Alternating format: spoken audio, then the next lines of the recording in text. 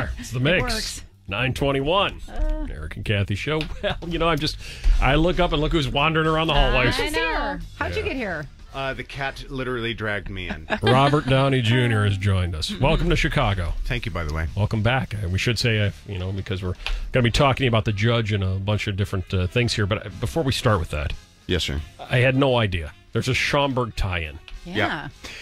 Mrs. Downey, Susan, is, she's from Schaumburg. Nice. A Schomburg native. Yeah. Yeah. Great mall. When you come back, does she take you out to the mall? Woodfield Mall? She doesn't ever feel particularly driven to bring me to her old neighborhood. Yeah? No? But I push her. Really? You don't go, knock on the door of her old house and say, hey, she used to live here? I was thinking, particularly in social media times now, I wanted to go and take a picture of her old house, and then I thought the present occupants might find that not copacetic. I think they would love it, but what the hell do I know? Yeah. All right, so now the judge. We've read a bunch about it. We've both seen the movie. I'm not blowing sunshine up your skirt here because normally you'd have a celebrity come in and go, "Oh, it's great."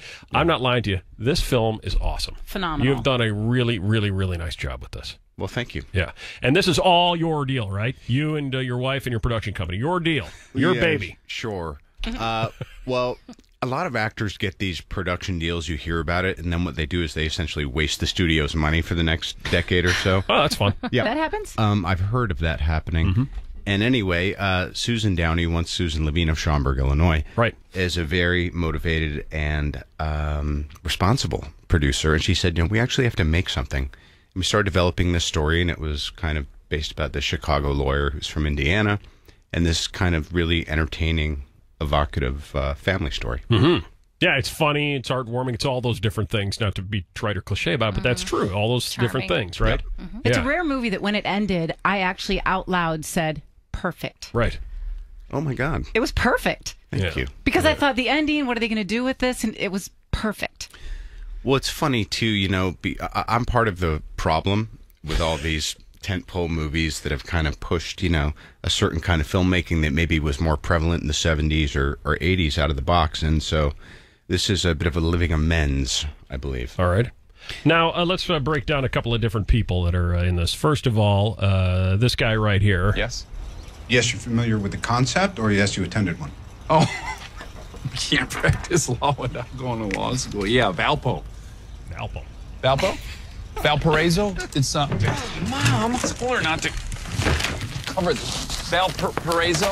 Come on, I hate when she stacks books here. It's here in Indiana. Did you go out of state? Northwestern. Wow. That's a dandy of a school. That is a dandy. Dax Shepard. Dax Shepard, fantastic. Spends a lot of the movie with the stomach ailment.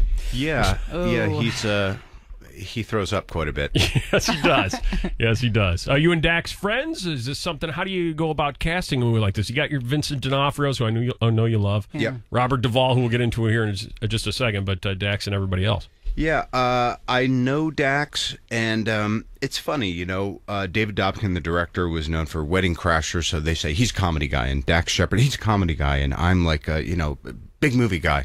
And the truth be told is we all started off studying drama. Mm-hmm. And so Dax really has made a go of doing things that aren't so yuck funny. I mean, he's very funny in this, but he's playing a real guy. He's playing a guy from Indiana who actually really understands the law. He's just not ready to deal with Dwight Dickham and Hank and the judge. And on this level, legal on this, and of course, Billy Bob Thornton is your adversary. It was great. Yeah. He's the greatest. Isn't he? Speaking of Robert Duvall, do you call him Bobby? We were even talking about you with your name, Robert. What does your wife call you? Downey. Like the guys do. Yeah, hey, Downey. Like we're in the same barracks together. Right. Hey, Downey. Yeah. Robert Duvall is Bobby. Mm-hmm. Okay. I'm Robert, or I'm the other Robert, they would say. The other Robert. Yep. Right. Meaning your dad. Senior or there's senior. Robert we Duvall. call senior, and he calls me kid. It's this. We could eat up an hour on this. There's a lot of Roberts. Right. And Vincent D'Onofrio plays your brother, and I read, and I don't know if this is true, you say you'll never make another film without him. I would prefer not to. Mm-hmm. I mean, I remember seeing Full Metal Jacket and going, who is this guy? And then all throughout his career, he's been so great. And He's a great dad and a great actor. I'm actually going to go to New York, and he runs a master class at the Lee Strasberg Institute. Oh wow, Ooh, that sounds fancy. So Yes. he and I will be Whoa. doing some some real highbrow stuff. Very nice. Really fancy schmancy Yeah. pants Work stuff. together. Speaking of dad, I know that everybody's really excited about your wife having a baby soon. She's doing November. I'm right? shopping And for it. a I'm daughter. to get you a gift. Yeah, Oh, this thank afternoon. you. Are you Oh, getting that's so sweet. advice Thanks. on handling a daughter? I don't know that anything will prepare you. A buddy of mine from out west who moved to Indianapolis, a guy named Scott Gorman, said you have a daughter and all of a sudden your heart just grows a new valve that you didn't know was there. So I'm looking forward to that extra valve. Oh, well, that'll be good. Live a That's long sweet. life. Yeah. Hey, you know what? I wanted to try something here because you've worked with a lot of big names and they've had the opportunity to work with you. If I list a couple of different people, will you just give me the first word that pops to your head? Yes, please. All right. Here we go. You ready? Yes. Bobby Duvall. One word. Master. Gwyneth Paltrow. Buddy. Aw. Zach Galifianakis. Ridiculous. Ben Stiller. Genius. Jamie Foxx. The greatest. Tommy Lee Jones. Watch your P's and Q's. Okay. Mel Gibson. Again, close friend.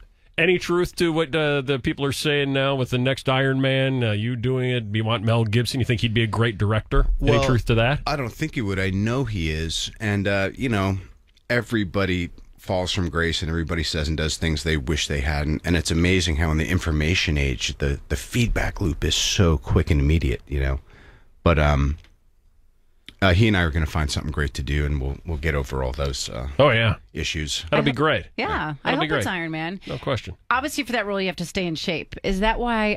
Did I see that you're doing some kind of karate, like Wing Chun? Wang Chung. Wing Chun. Wang Chung tonight. Wang Chung. Yeah. Yeah. Krav Remember Maga. Wang Chun?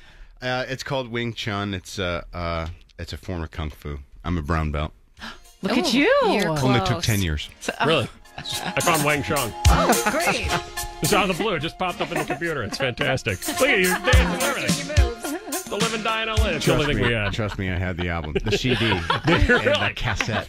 Really? Very nice. Very nice. Oh, we remember those days. All right, now another thing we like to do, and I hope you like it too, I do. is 10 questions, because you're on a press tour for the judge. You get asked the same stuff all the time. So we have 10 questions that you never get asked. We're not going to ask you all 10.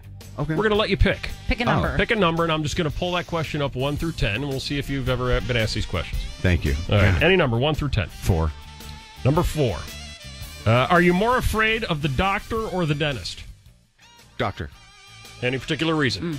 Nope. Just because? I just have a great dentist. Okay. All right, terrific. Another number. 7. Do you use a lot of hair products? Because I have hair envy on you, by the way. That is, you got some good hair on you. When I'm not promoting things, I use next to none. When someone else is taking care of it, there's a lot of product involved. Okay. 'Cause they don't want to be disappointed. Got it. Pomades and all that kind of stuff. I would Yeah. imagine so. I just close my eyes. Right. Like I'm at the doctor. Gotcha. But you've got good hair to work with. Gotcha. Thank you. Another number. 2. What TV show did you love as a kid? Hogan's Heroes. Oh, Oh, interesting. really? Yeah. Interesting. Never missed it? I think I wanted to be LeBeau. Did you really? Yeah, the French guy. Yeah. Well, who wouldn't, right? Yeah. Get a French accent, all the women, the whole deal. Another number. 9. The food you hated growing up. Texas beef and rice. My mom made it all the time. That's pretty specific. No kidding. Now I love it. It's not like broccoli. You love Now it I now? miss it. I would eat it again. How if is it was here Texas? right now. What is Texas beef? How is that different from Midwestern beef? What it is it's a way of saying we're going to give you some ground hamburger patty, some Uncle Ben's, and some ketchup. Oh my God, and we some, had that all the time. and some olives, and tell you it's dinner. all Really? the olives. Because Really? we're broke. Yeah. We had that all the time. It was my That's mom's version hilarious. of Hamburger Helper. Exactly. Yes. Yeah. It was Okay. a cheaper version. Eat it all the time. Yeah, before there was online, I think there was just like some 100th monkey thing where all moms knew. Just call it a meal, give it a name. Right. Yes. Grind it all together. Yeah. I'm going to throw one more at you because we like to do it around this time of year. Very well. Will the Downeys be giving away any Halloween candy this year? And if so, what will it be? Do you have a lot of people come knock on your door on Halloween? Well, yeah, if they make it past the electric fence and the Dobermans.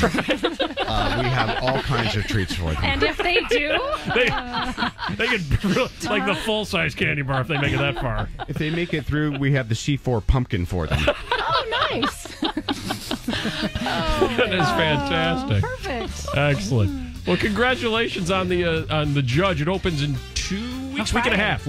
Opens October 10th. Yeah, that's this Friday. This Friday. Good God. Oh, my God. This Friday. Already. Thank God we're promoting it October together. 10th. That's unbelievable. Isn't that weird how that worked out? I can push it if you want. No? Okay. Yeah, we're big fans. You'll be fine. Thank you. Robert Downey Jr., it's great seeing you. Thanks for being here with Thanks us for today. coming in. And make sure you enjoy Chicago. I already did. It's 9:32 now. Thank you. On the Mix.